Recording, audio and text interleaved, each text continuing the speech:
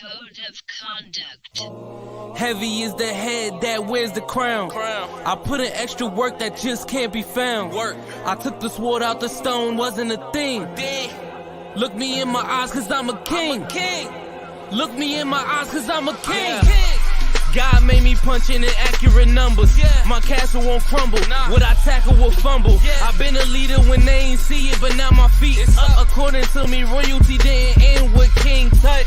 Crown on my head, clouds is at my legs. Big says sky is the limit. I look down on the ledge. I push the bar like I'm opening a cell. Hands in my cookie jar, you won't come out with a single nail. I need all of mine. The weight of my shoulders won't fit on a scale. What's a king to a giant? Well, Goliath fell. Even if we playin' chess, dog, this king can't be checked. I make all my moves on the board, I invented my steps. I'm a king, the blood of a ruler. I feel like Mansa Musa. Make your squad disappear like landing by the Bermuda. Triangle, look at it from my angle. I'm a king, the closest thing to being one of God's angels. I'm a king. Heavy is the head that wears the crown. I put in extra work that just can't be found. I took the sword out the stone, wasn't a thing. Look me in my eyes cause I'm a king. Look me in my eyes cause I'm a king. Good morning, good afternoon, good evening, and good night. This is the Code of Conduct with the King podcast on the Buffalo Rumblings Vidcast Network, presented by Picasso's Pizza. Treat yourself to the most flavorful pizza on game day, Picasso's.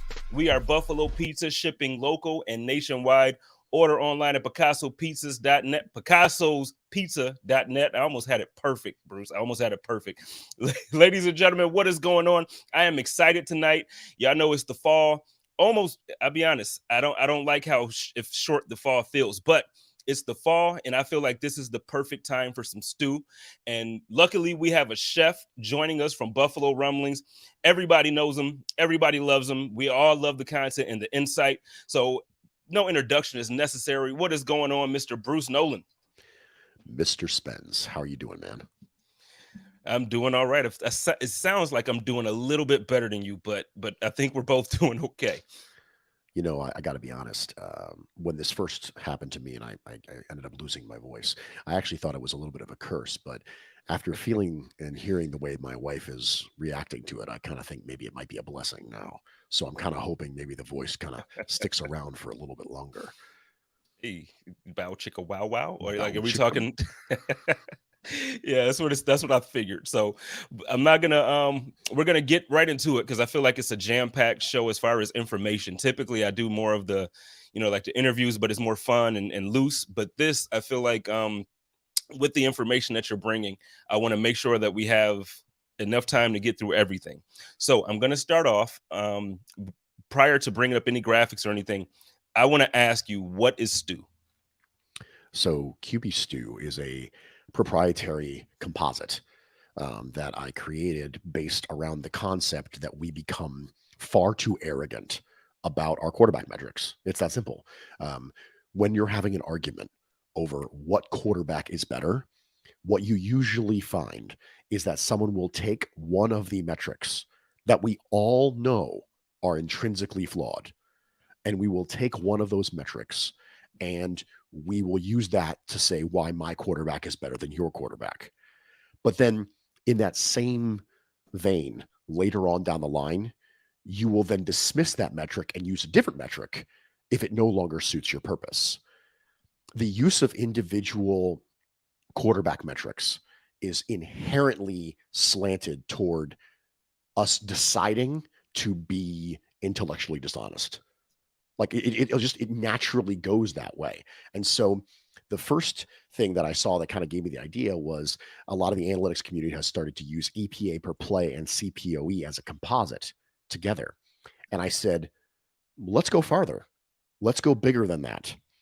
And so what I did was I listed out all the metrics for quarterbacks that I knew, and I specifically lined up their positives and their negatives, because every metric has something you go, well, that doesn't account for blah, blah, blah, or it heavily weights toward blah, blah, blah, or whatever it is. So for me, I wanted to make sure that I had a metric involved in the composite that had a strength that would cover up for the weakness of another one. So, for example, one of the common things that you see is, well, metrics don't account for a really good pass that gets dropped.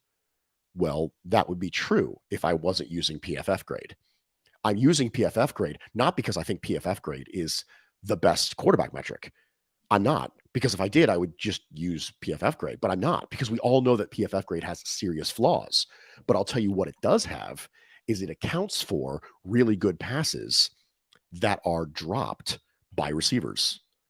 And so that has a way of balancing out the other metrics that don't have that as part of them. So that's a great example. So what I did was I took that opportunity to be able to plug in to this composite all of the metrics that I felt could balance each other out. I'm not using them because of their individual greatness. I'm using them because of how well they balance other metrics. And so because of that, if you know what these metrics do, if you know the way they operate, then you can look at this composite and it can tell you a story. You can actually get qualitative evidence from looking at the metrics. So that's the reason why I use QB Stew. It's a way for me to get away from intellectual dishonesty, and it's a way for me to get away from the arrogance that is kind of intrinsic to, no, this is my metric. Well, it's your metric because it proves your point. And if it didn't prove your point, then it wouldn't be your metric anymore. And I don't want to be intellectually dishonest. I want to have all of them. Okay. So, well, with that being said, I have the graphic up. I know for those listening in podcast form, you can't see this. You might want to either go and follow Bruce on Twitter and search through his posts or look at his media, and you'll see this graphic. Or you can jump on YouTube, find this, and about the 7-minute mark now, and pull it up and see what we have going on here. Before we jump into this, I do want to say these numbers or the way the stew is at this point that we're looking at was prior to this last Sunday's game, or was it prior to the last two games, or just this? No, it was after week 8 before week 9. So the most recent set of games is not included in this. Okay, so we're missing 1 week. However, after 9 weeks, after 9 games, this is where we are. So for Bills fans, we don't like to see or hear this, but Tua Tagovailoa is number 1.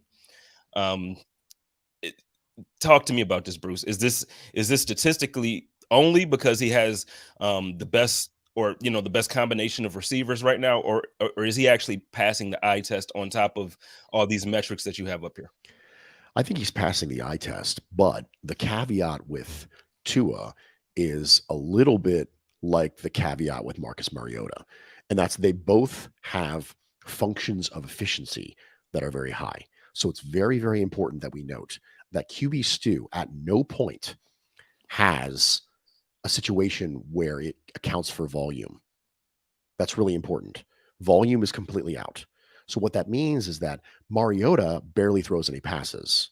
Tua has a sample size problem because he missed time. So yes, he has been this good, but he hasn't been this good for as long as Patrick Mahomes has been this good.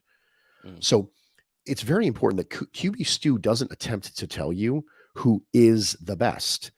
It attempts to tell you who is playing the most efficiently. And that's not the same argument. That's never been the same argument. Excellence, I talked about this when I talked about the Hall of Fame in the offseason. Excellence is determined by how good you are multiplied by how long you've been doing it for. And that matters. Now, it's important. Daryl in the comments section said Tua has some of the best combo of yak receivers too. The Miami Dolphins are actually in the bottom half of the league in yards after catch. Everyone just kind of assumes that it's short passes that they're taking for a long distance, but that's not actually true.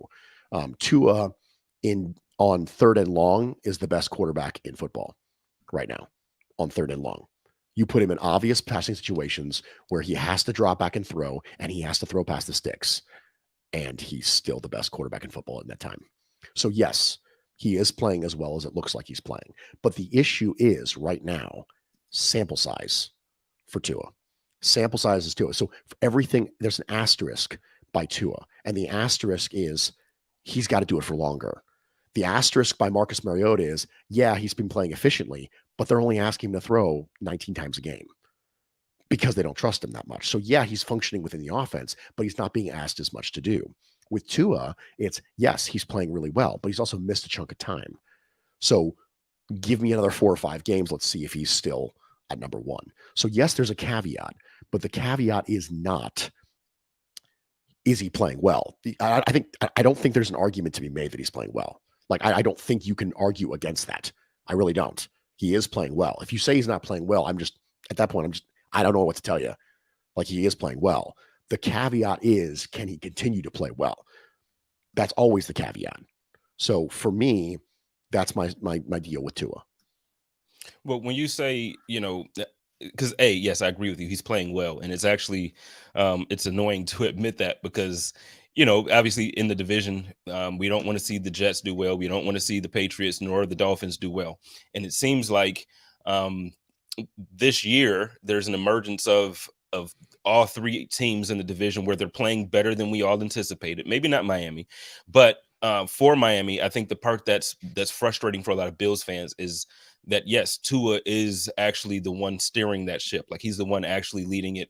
So when we talk about that, you say it's not about Yak or it's not about the receivers bailing him out, obviously, but what is it specifically that you see as a jump for Tua? Because last season, I tried to find that and I couldn't find it, but last season he wasn't at the top of this list. So no. What is the biggest thing that you see when you watch the film on this guy? Like what changed? The biggest thing is the system for me. 100% the biggest thing in the system. You went from a Chan Gailey system to a Mike McDaniel system, and that is very, very different. And I have made no bones about being an unabashed Mike McDaniel fan. Now, I didn't necessarily know that it was going to respond this way, but imagine, if you will, Jimmy Garoppolo, who was more aggressive with better receivers. And that's essentially what you're getting with Tua. And everyone during the offseason, everyone's like, well, can Tua be a championship level quarterback? I said, yeah, absolutely he can. I mean, Jimmy Garoppolo went to a Super Bowl. He was in a different NFC championship game. Do we not think that Tua can be as good or not better than Jimmy Garoppolo, who I don't think is a overly impressive quarterback? He's fine, right? But if you get that level of play or better in that system with better receivers than Jimmy Garoppolo has ever had, I love Deebo Samuel and I love Brandon Ayuk, but Tyreek Hill and Jalen Waddle are better. And so, yes, those things are true. Absolutely. He has the best receiver tandem, in my opinion, in the entire NFL. But it's the system. It's 100% the system. And it's his acknowledgement of the system, the way he plays within the system. I actually think that the fit is fantastic. And I think that the jump from a Brian Flores / Chan Gailey situation to a Mike McDaniel situation is very, very noticeable. Okay. I guess it's annoying for me because, like I said, at this point, the sample size isn't as great for Tua. But last season and the season prior, and I believe the season prior, this system, Stu, has accurately predicted the MVPs. Now, obviously, we know Aaron Rodgers won it 2 years in a row, but this metric system or a collection of metric systems that you've put together here have accurately predicted the MVP. First, I'm going to ask, why is that? And then secondly, I mean, is this what we're looking at? Is this telling me that if Tua continues the way he's playing at this level for the rest of the season, he'll probably be the MVP? Because I don't know if I can stomach that, Bruce. I can't take it. The answer to your second question is maybe. I think the time missed, I think the fact that Tua missed so much time would kind of have a default to Patrick Mahomes in this situation. I really do. But I think that as far as why Stu predicts MVPs, I think the reason that is because if one of these things is drastically off, if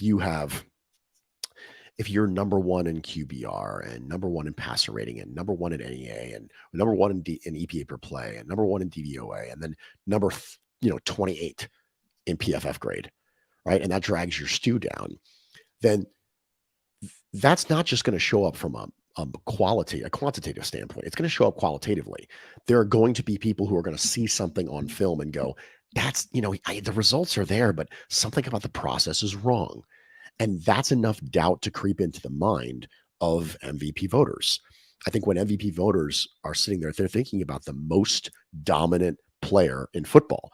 And dominance has a tendency to show up across all of this stuff, not across a few of these metrics. And I think that's the reason why Stu has been able to predict the MVP the last couple of years, is because it does a good job of not siloing in on a quarterback who's good at a certain thing.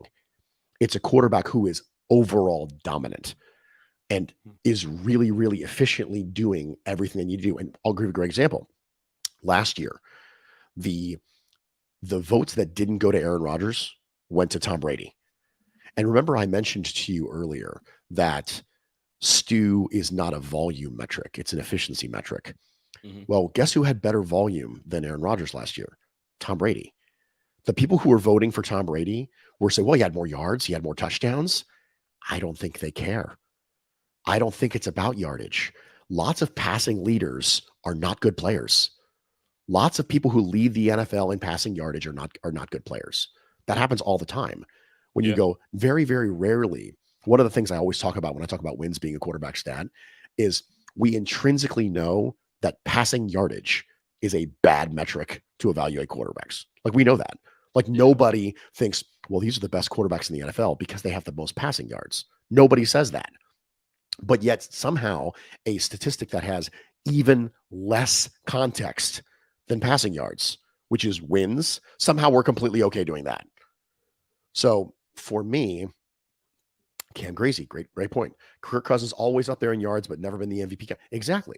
Because people intrinsically understand that yardage is not a good way of measuring quarterbacks. And I would argue wins has even less context than yardage does, which is why we don't do it. So this is why it's an efficiency metric. It's an efficiency metric because I'd much rather have an efficiency metric that needs to have asterisks by people's names for caveats like volume or sample size in the case of Tua and Marcus Mariota. I'd much rather have an efficiency metric that needs asterisks as opposed to a volume metric that needs all asterisks. Well, volumetric, yeah, he played for a lot of passing yards. Oh, but he wasn't very efficient. But they were more efficient, because in this case, I only have really 2 asterisks for those 2 people that I mentioned. But if I switched it, if I made it a volume metric, everybody would have to have an asterisk.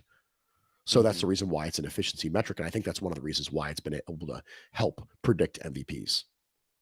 Okay, well, let's get into, because Cam Greasy actually brought up a point that I know you specifically wanted to touch on. Prior to the season, you and I got into a little fun debate on Twitter, and I'm sure you were debating with others about it. But you made a comment that you feel like Kirk Cousins, you know what? I don't want to misquote you here, but you made a comment in some regards about how Kirk Cousins is either a better performer or you didn't say better quarterback, but you can kind of explain how you said it, but in comparison to Kyler Murray. And I'm like, are you kidding me, Bruce? Like, I'm like throwing my phone and I'm like, what is Bruce talking about? He's embarrassing. And now you pull up this Stu that we have now. And sure enough, Kirk Cousins is 3 spots higher than Kyler Murray, coming in at 17, where Murray's at 20. What the heck is I'm out here in Arizona and I see it, but from your perspective, what the heck is going on with Kyler Murray, and why is Kirk Cousins leading a 7-1 team into Buffalo this weekend, as opposed to looking at Kyler Murray? Now, I know my guy was out. DeAndre Hopkins has been out, came back after week 6. They look a little bit better on offense, but still something's wrong. Cliff Kingsbury is the answer. I mean, I could go on for another, 4 or 5 minutes about Cliff Kingsbury if you'd like me, but the answer is just Cliff Kingsbury. Kingsbury, watching Kyler Murray in the Cliff Kingsbury offense versus watching Tua in Mike McDaniel's offense is a little bit like it's like going and auditing a college level calculus class and then going and teaching arithmetic to my 7-year-old niece. Yes, they're both math, but they're not the same. Mm-hmm. Cliff Kingsbury is not a good offensive play caller and not a good offensive designer. I mean, if you look at some of the scenarios where the Cardinals will be on script, right? This is the stuff that was specifically designed, and some of the stuff that is on script is a disaster. because the script isn't good. I mean, this is not a play caller issue. This is a designer issue because he's not really calling the plays. He has a script at that point. So if the play calling is bad after the script, postscript, and then the designing is bad and the structuring and the layering is bad, dude, it's you. I don't know what to tell you. Situational game management is terrible. Getting his offense prepared for things like clock management is terrible. It's just Kingsbury is not a good head coach in the NFL. And there's a reason why the Arizona Cardinals fans all want him fired, because I think that they know that Kyler Murray, all the Call of Duty jokes aside, Kyler Murray is an exceptionally gifted quarterback, right? He throws a really nice ball. He's got a very big arm. He's extremely mobile, right? And is he going to have that Josh Allen level work ethic? I don't think so, but very few people do at that point. But is he good enough to be a really good quarterback in a functional system? Yes, I think the answer is yes. There's a running joke amongst people who watch film a lot, and that is, if you want to find DeAndre Hopkins, just look to the left side of the Cardinals formation because he's always in the same spot. Now, they obviously heard that. So the first week that DeAndre Hopkins came back, they were like, I'm going to show Bruce. I'm going to show all these people. I'm going to put DeAndre Hopkins in the slot. Congratulations, that's great. Now that means you put Rondale Moore out wide, and Rondale Moore is not an exterior receiver. He's not a boundary receiver. That's not who he is. So in the interest of trying to put DeAndre Hopkins in a good spot, you put Rondale Moore in a worse spot. Yeah. So you don't know how to maximize the things you've got. So for me, the answer is not put Hopkins in the slot. The answer is move him around back and forth. Let's use some bunch formations. Let's put him in motion. Let's do this stuff like this. Because now, in the interest of maximizing Hopkins, you're now minimizing Moore because you don't know what you're doing. So to me, it's a Cliff Kingsbury problem, just period. They want him gone out here. I'm gonna just tell you, every game I go to, everybody I talk to about it, they want him. I absolutely want Cliff Kingsbury gone.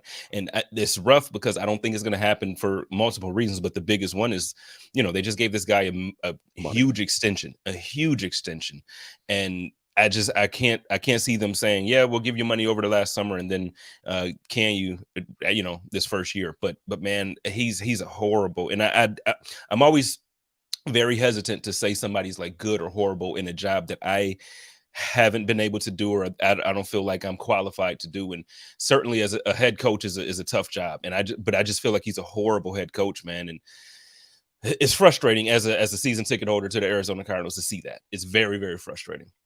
But let's talk about Kirk Cousins, because like I said, you said prior to the season that he was a better performer at the quarterback position, in either in the systems, or again, you can kind of, if you remember, you can kind of explain what you said. So Nate Geary from WGR and I were having a conversation on Food for Thought, which is our show on Buffalo Rumblings on Friday evenings. And I said, Kirk Cousins is good enough to win a Super Bowl. That's what I said. I've specifically referred to him before as Super Goff. Super Jared Goff is what Kirk Cousins is, right? And Kirk Cousins, if he's Super Goff, can absolutely make a Super Bowl because Jared Goff made a Super Bowl. Mm-hmm. And what I said was Kirk Cousins is a top 12 quarterback in the NFL, and you can win a Super Bowl with a quarterback of that caliber. I stand by it. And then Sneaky Joe DiBiase from WGR responded and listed out his top 12 quarterbacks. And I said, my exact quote was, Watson is an NA for me on the rankings because I don't even know, at the time, I didn't even know if he was going to play. Mm-hmm. My exact words were, I would take Cousins over Murray right now, just on a quarterback ranking system. He's right there with Prescott and Carr for me. That is verbatim what I said. So when it comes to Kirk Cousins, what you are seeing now is that Kirk Cousins with Kevin O'Donnell. Now, I'd love to see Kyler Murray with Kevin O'Donnell, but we spent a lot of time talking about quarterbacks and systems tonight. Where you see what Mike McDaniel did with Tua.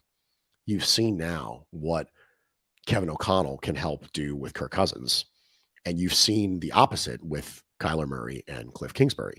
I think what you're seeing is the continued evolution of Kirk Cousins, but also there is a little bit of clutch involved in this because the Minnesota Vikings have won a lot of close games, this season. And as we talked about ad nauseum with the Buffalo Bills before the next narrative started to pop up, like earlier this year, after the first loss to the Miami Dolphins, the narrative was, wow, the Bills can't win close games. Now it's a new narrative because every time you lose, there's some sort of glaring flaw with a team. That's just the way people work. And so for me, the Minnesota Vikings have won a lot of their coin flips. I don't mean that as far as the beginning of the game coin flip. Mm-hmm. I mean that as far as the one-score games have gone in their favor. The Minnesota Vikings can very, very easily be 5-3 right now, really easily, but they're 7-1. So I'm not saying they're a fraud. That's not what I'm saying. I'm saying they're a good team, but they're not 7-1 good. So I don't want to pat myself on the back too much about the Kirk Cousins thing. And the reason that is because if I do that, I almost feel like I'm implying wins are a quarterback stat because they're not. Now, he is playing well, but it's important that I don't overstate how well he's playing because of the record of the team that is based significantly on winning close games, which metrics have proved, statistics have proved, long-term studies have proved. Winning one-score games is basically a coin flip. And you know what? It's funny because the Bills, I mean, this year we've lost 2 games close, but previously it used to be where it seems like every time we had one of those games that was either close or, it was like it come down to a last second interception or fumble. It seemed like the Bills typically weren't winning those games. And now, like I said, I know we lost 2. We just lost to the Jets by 3. We lost earlier in the season, close game. So I get it that it's not maybe the best season for me to say this, but I feel like now the Bills are turning that corner. And I want to talk about Josh a little bit with your Stu before we move on to the rest of the stuff. Now Josh is at 4. And again, this is prior to this past Sunday's game. Josh is at 4 on your list. I'm sure he's kind of fallen a little bit down on this list since Sunday with the 2 interceptions and just the way that game is turned out. But what is it that you're seeing from Josh that either has him kind of like fallen on this list or, as Bills fans, obviously we can see no wrong in our quarterback. It's like he's Thor with a football, but I don't understand what I've been seeing the last 2 games or maybe last game and a half. So if you can kind of get into what you're seeing that's making him fall a little bit down this list, and even at this point, prior to the 10th game, why he wasn't, where every Bills fan probably thought he would be at the top of the list. I think the thing that immediately pops to mind when you look at this is that his CPOE is 18, which is dragging down the Stu. For those of you who are concerned about this, I would direct you to the previous couple years of Stu, which is a phenomenon that we've seen as far as the CPOE being lower. We have seen this phenomenon with Patrick Mahomes frequently since Stu has been around, where all of the metrics are high, CPOE is low. Now, what you can know about this, remember I mentioned earlier that if you know what these metrics do, you can almost create a story. You can create a narrative. You can create qualitative benefit from the quantitative figures. You can look at the situation and you can know why the numbers look the way they do. So one of those examples is this, is CPOE.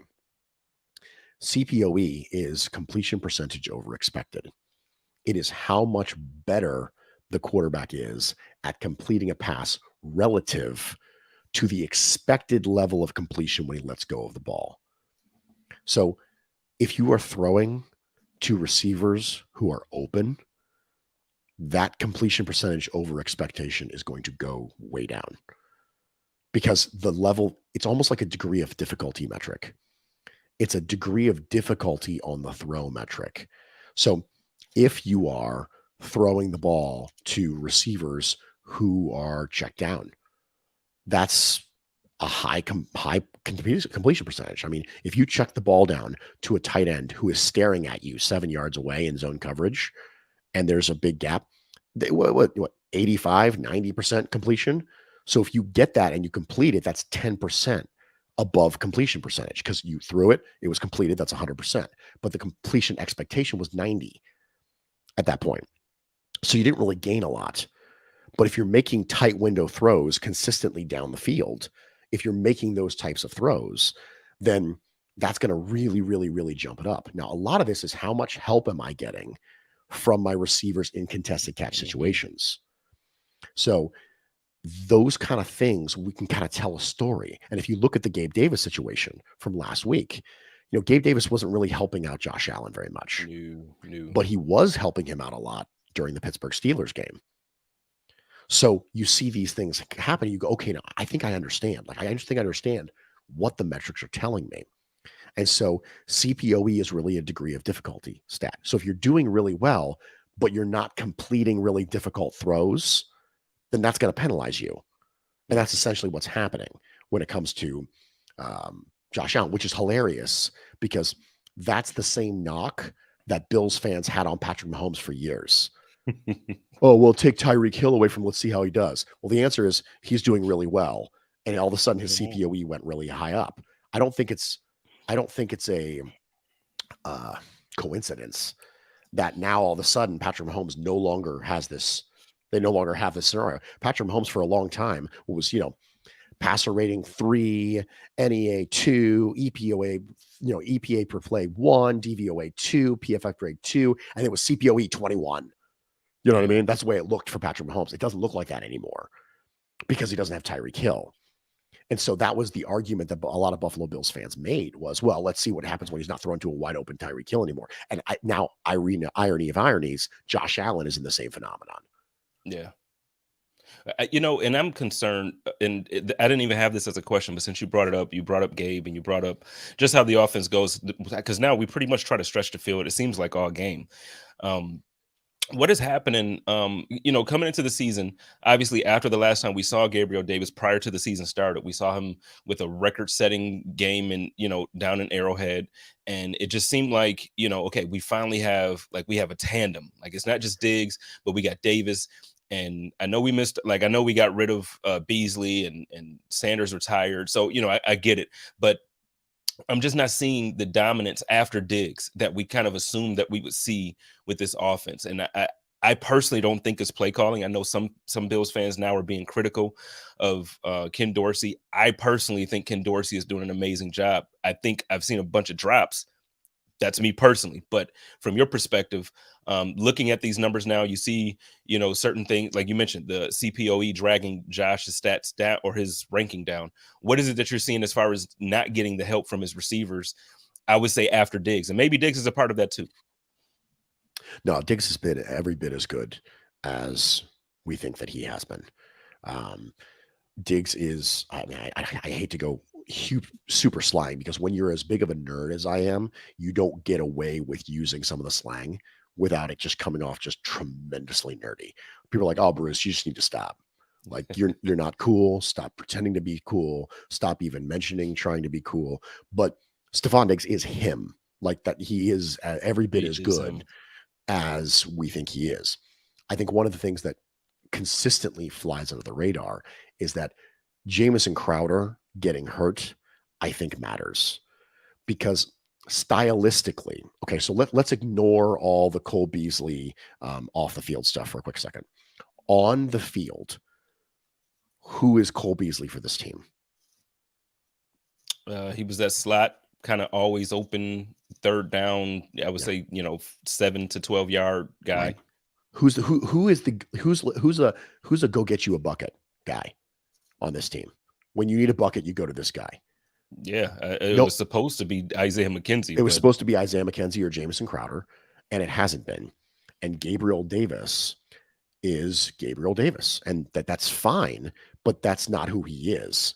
Gabriel Davis is a big play receiver down the field, but that is not filled. That role is not filled. So one of the things I mentioned on Twitter back in June is I said, I don't think that this wide receiver room is better on paper than it was in 2021.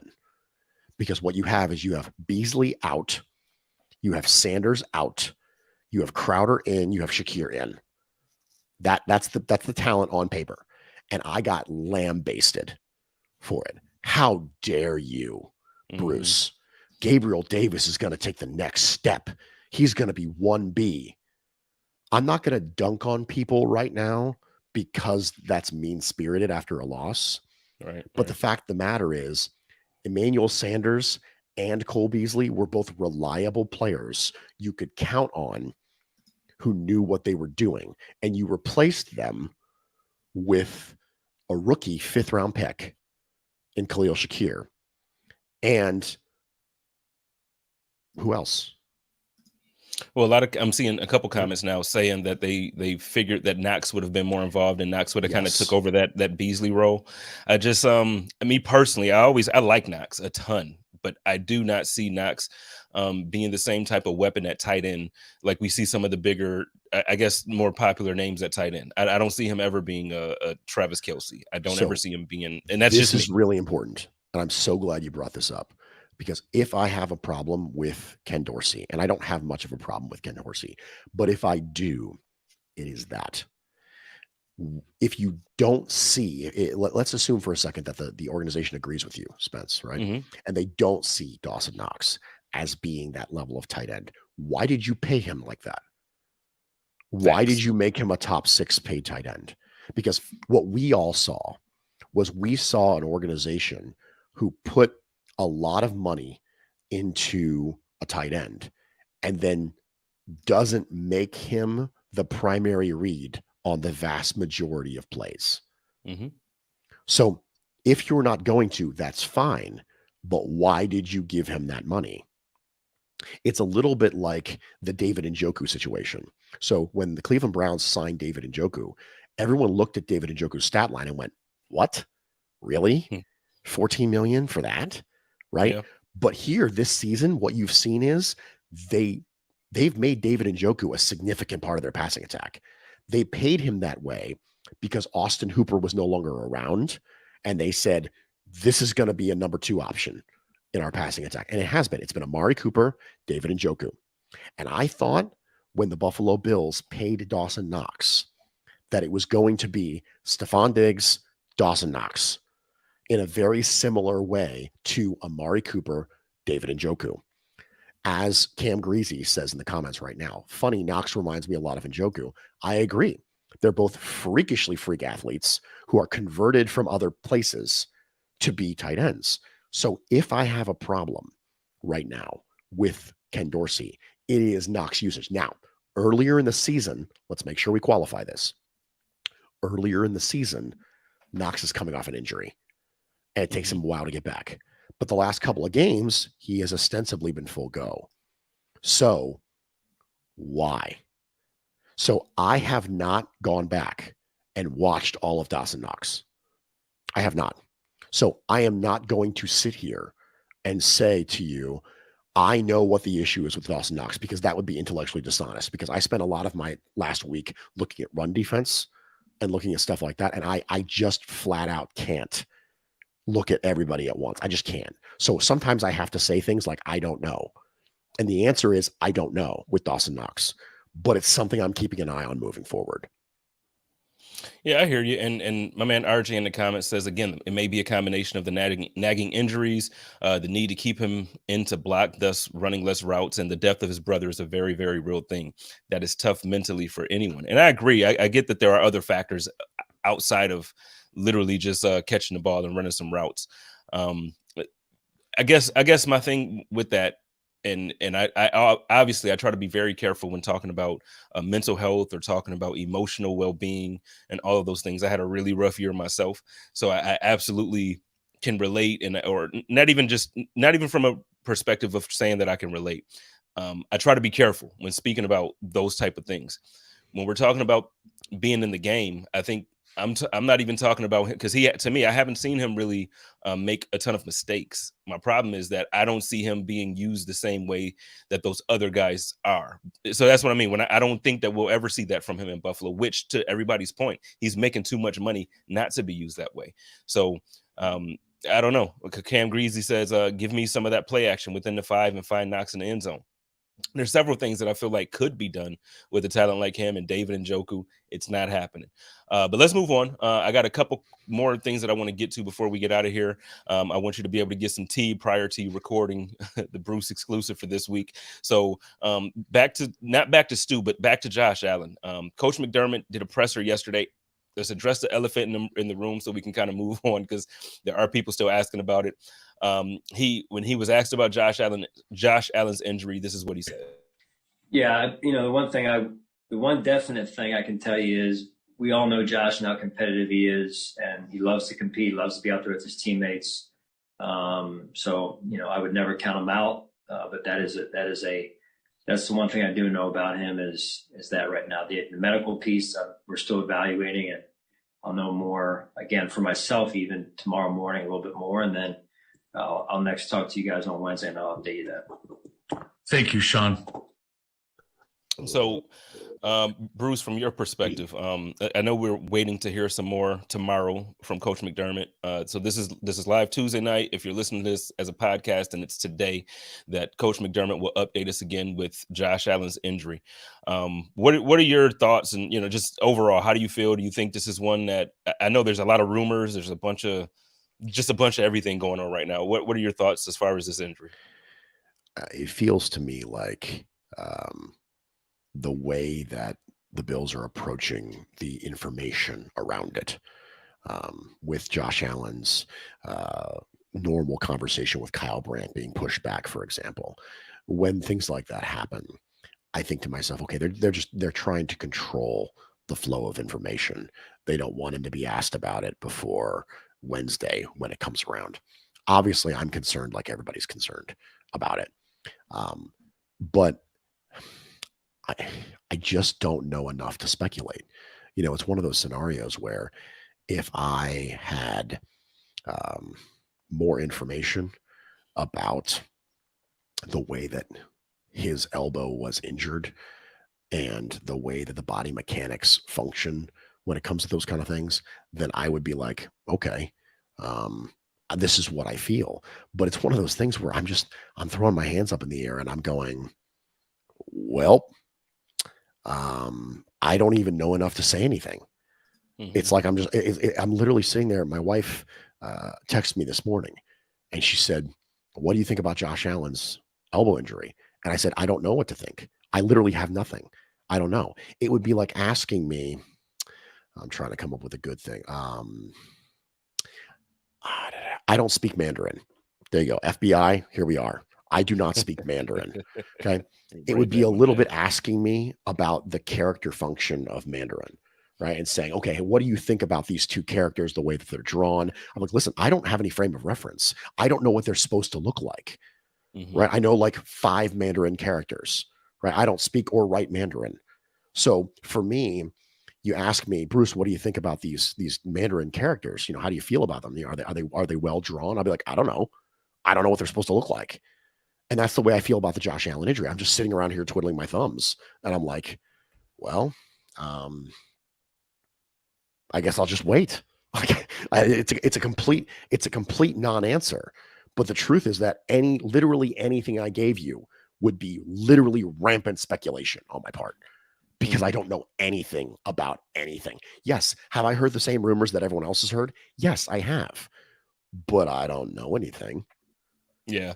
And that's kind of what I was alluding to. And I joked earlier on Twitter, and I'm just like, I spoke to my barber from when I was in high school, and he knows Josh Allen's father's friend from where they played golf in California, who said they talked to Josh's brother's friend at a market. So Josh is going to be out 6 weeks. Just believe me, bro. And it's like, some people took offense to that because some people are kind of, out there saying that they know what it is. I will caution everybody. The Buffalo Bills, they do not leak information. So if you hear something, A, it's because they wanted it out there. And then B, it's going to be from somebody who the team is communicating with. It's not going to be from a guy that lives, down the block and around the corner from Josh Allen's cousin or his girlfriend's best friend from high school. That's not where we're going to hear this type of news. So, So please just caution what you believe, who you believe. And over here at Buffalo Rumblings, we try to make sure that, A, we give you good content, but we also give you accurate content. So please, don't fall for all the hoopla. Did you have anything else to that before I moved on? I just wanted to address that. No, by all means, let's go. Okay, so one of the other things I wanted to address, I did want your opinion on coaching for the season. I think McDermott, obviously, we're 6-2 going into this next game. So in a sense, like you can't, I don't think most times you can really say anything bad. It's like if you would have told me in July, hey, going into the Vikings game, you're going to be 6-2. You're going to be first in the division and first in the conference. I think most people would have taken it, even though losing to your division opponents, being 0-2 in the division sucks. I think most people would have been like, hell yeah, sign me up for 6-2 going into the Vikings game. But there are moments that I feel like McDermott might not do the best at certain calls or certain things that not necessarily calls, but just certain decisions in game. Before I play this clip, what are your thoughts so far at this point of the season on McDermott and on the coordinators and everything that's going on? I feel good about it. I made a comment earlier about Ken Dorsey, and I think one of the main things I'd like to see from Ken Dorsey moving forward is I'd like to see plays drawn up with the specific idea that you're going to get Knox the ball. And the second thing is the Buffalo Bills in the red zone have not been good. And it's really, really important. It's really important that we talk about red zone offense being a coaching factor. It really is. And so I'm completely okay coming at Ken Dorsey about the Buffalo Bills red zone offense. Completely okay with it because so much of success in the red zone is about coaching. One of the things you constantly hear about the Kansas City Chiefs is how they go into their bag, like absolutely into their bag in the red zone. In fact, sometimes a little bit too far into their bag in the red zone. Andy Reid has been accused of being a little too cute sometimes in the red zone. But the point is, he almost has a completely different playbook for the red zone because the spacing rules are completely different in the red zone. The things that work between the 20s do not work in the red zone because there's not enough spacing. You almost need to have a different playbook for the red zone. And so there's two things that I would be very critical of when it comes to Ken Dorsey. The first one is designing plays for Dawson Knox. And the second one is plays in the red zone. So that's my main coaching criticism as far as Sean McDermott goes. Aggressiveness has been on point. Game management has been on point. Clock management has been on point. As far as Leslie Frazier goes, I refuse to listen to one more person say, stop running nickel. I literally just can't. I just can't. Because if you go back and watch the Packers game, and then go back and watch the Jets game, you think that the Packers ran for a lot of yards and then the Jets ran for a lot of yards. So it's the same. And it's not the same. Just because the results were similar do not mean the method of acquiring those results was similar. It's one of the things we're going to talk about in the Bruce exclusive is just because the outcome was the same, or in this case, similar, does not mean the method by acquiring that. The Bills literally did not care that the Packers were running the ball. They didn't even try. They had 6 people in the box the entire game. They were like, that's fine. I'm more than happy to let you run out the clock. That last drive for the New York Jets, there were 7, 8 people in the box. They had run blitzes. They were trying to stop the Jets, and it wasn't working. And it wasn't because Taron Johnson was on the field. Stop saying it was because Taron Johnson was on the field. Would you rather have Taron Johnson or Tyrell Dodson? The answer is Taron Johnson. He's a beast. He is an absolute beast and monster. So I'm with you when you say you're done listening to people saying to switch that up. Like that's our defense. That's who we are, and we're great at it. We're not just good at it. We're great at it. But so let's, because I don't want to stick on coaching too much, because like I said, at 6-2 is not much to complain about. But there's one thing I personally feel like I can complain about. Want your opinion on it quick, and then I have a couple questions from Twitter earlier. And then I want to talk to you a little bit about the defensive backfield. Then we'll get on out of here. Let's run this clip. Hey, Sean, did you give any thought to challenging the Tremaine Edmonds, what looked like it was an interception that they called a reception by the Jets? I did. Yeah, we were talking about that, and it looked to me like he had it briefly, and then the receiver, the tight end, 87, then grabbed it along with Tremaine, and then they both went into the scrum. And from there on, from my vantage point, I lost, they were in a pile and lost track of it. But the official next to me, when I asked, I said, can I challenge that? And he said, no, that's simultaneous action, right? So they both had it. They're both, and he said, no, it would not be a good challenge there. So anyway, that's we didn't have a good replay of it, a timely replay either, and they were going fast, and so when I got word from the sideline official there on that, that's why I decided not to challenge. Thanks. Okay, so real quick, because this has been my only critique of Sean McDermott personally the last couple of seasons, is I feel like decision making when it comes down to like, hey, we're going to challenge this, or no, we're not going to challenge this, or the right time to challenge, or like just when to go for it. Because I also feel like sometimes the decision to go for it, I understand the analytics and I understand all that stuff, but sometimes it's like, look, take the damn points. It's like we haven't been doing well in the red zone, which I think you mentioned it earlier, everybody knows. So it's like sometimes it's like, okay, let's take the positives here.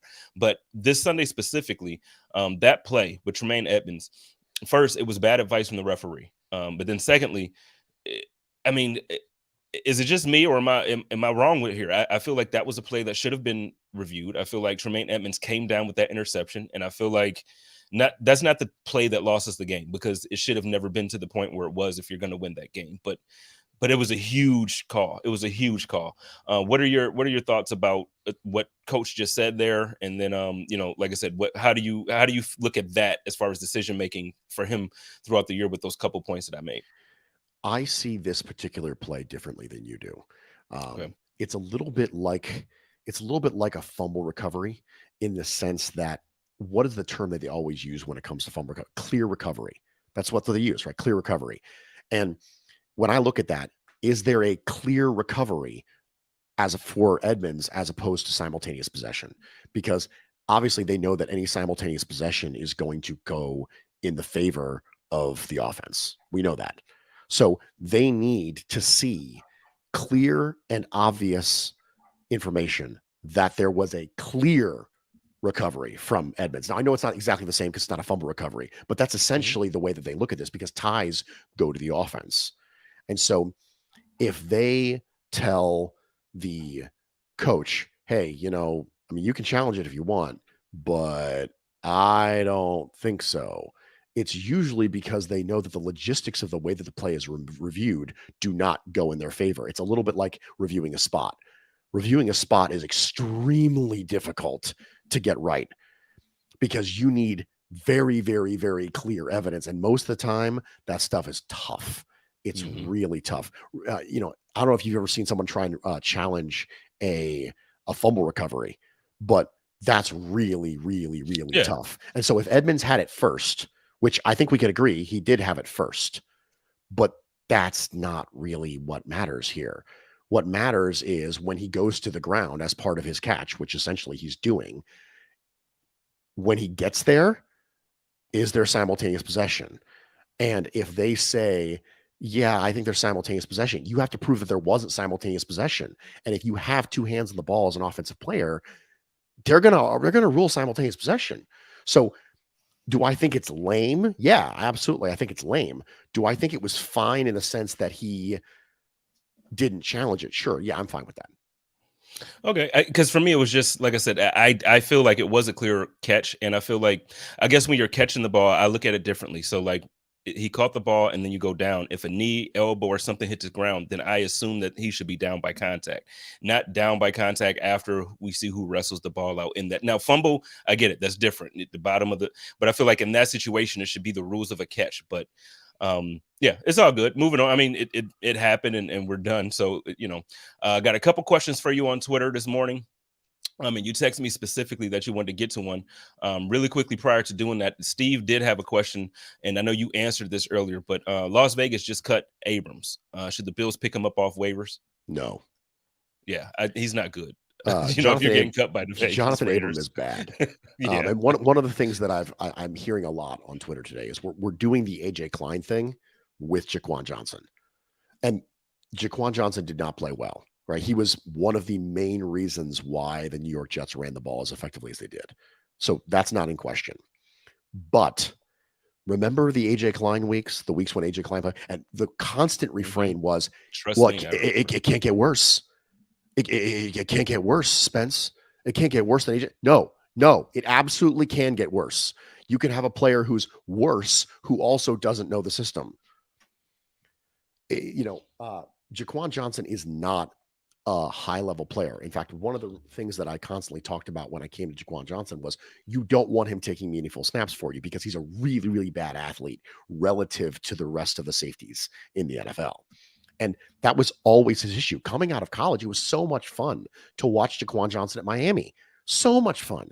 And you constantly say to yourself, man, if this guy was 2.5 inches taller and faster, he'd be a first-round pick because the tape was so good. But he's just not an elite level NFL athlete. And he's not even a good NFL athlete. He's not even an average NFL athlete for the safety position. He is a markedly below average athlete relative to the safety position. And so you don't want him playing meaningful snaps. Those types of players are the players who you get for special teams, right? But you're down 2 safeties. There is no scenario where you can take a position group, lose your top 2 players at it, and be thrilled with the next guy up. Not a single one. Just walk me through this for a second, okay?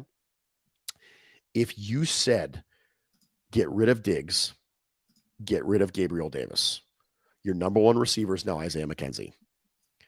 Are you going to be happy with that? Me? Yeah.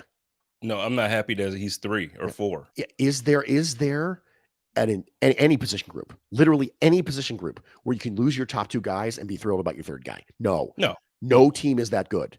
So I'm not saying Jaquan Johnson's awesome. In fact, I've never said Jaquan Johnson was awesome. He's fun to watch because he tries really hard and he's got great instincts, right? But that's just not the way this works. You can't look at your 3rd string safety, which, mind you, this is important. Jaquan Johnson is the 4th string safety. Remember, when Poyer was on the field, who was the other guy? It was Damar Hamlin. Mm-hmm.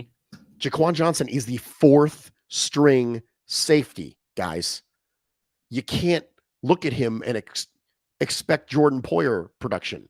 Expect Micah Hyde. You can't even expect Damar Hamlin production. Quick side note, Damar Hamlin, without hyperbole, has been one of the best run defending safeties in the football this year. I'm not being hyperbolic. Like, he's top 10 in like stop percentage and average depth of tackle. And literally, he's been fantastic. So when I look at this scenario, I'm not saying Jaquan Johnson is good. I'm saying that you shouldn't expect him to be really good because nobody's 4th string safety is good.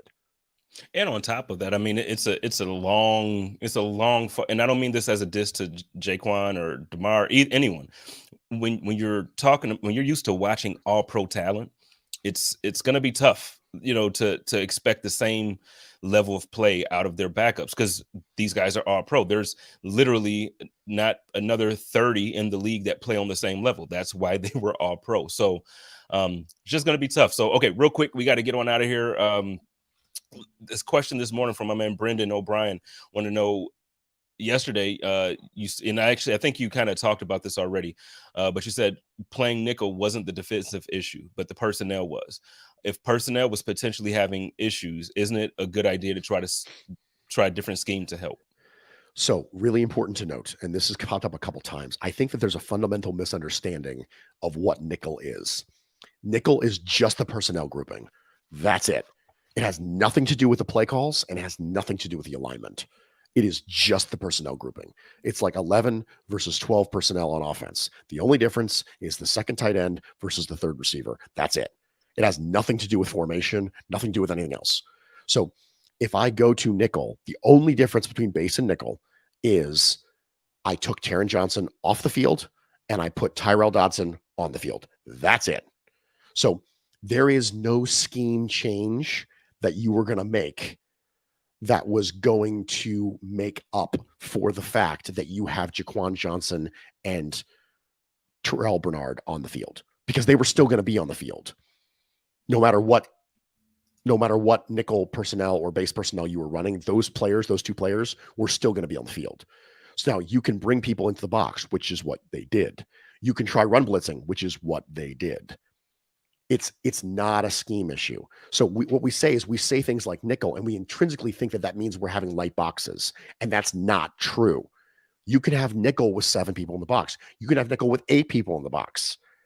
That's not what that means. So we need to do this thing where we need to understand that nickel and dime and base, these are personnel groupings. That's it. They are not play calls. It's not even really scheme. It's just personnel grouping. It's not a play call. None of those things. It's just bodies. That's it. And bodies. The reason why bodies, as you were saying, but yeah, sorry. it's catching bodies is what it is.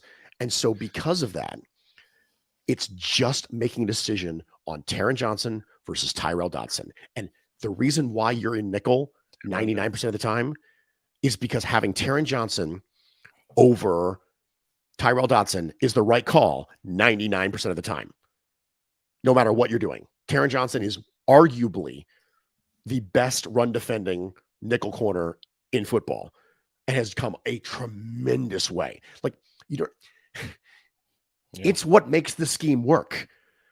That's why it makes me so frustrated. It makes me so frustrated because the Buffalo Bills have had the number 1 defense in football multiple times over the last couple of years. It's always been a top 5 defense over the last couple of years. The thing that makes it go is Taron Johnson. Mm-hmm. He's the reason you can stay in nickel. So now you're taking the reason why you can do the things you're doing, and you're saying, no, I don't want to do the thing that gives me the upper hand over the rest of the NFL because they don't have Taron Johnson. You want to handicap the Bills on purpose because you don't understand what nickel is. And we need to get past it. Okay. Well, ladies and gentlemen, you have it there. Bruce Nolan, Mr. Bruce exclusive himself.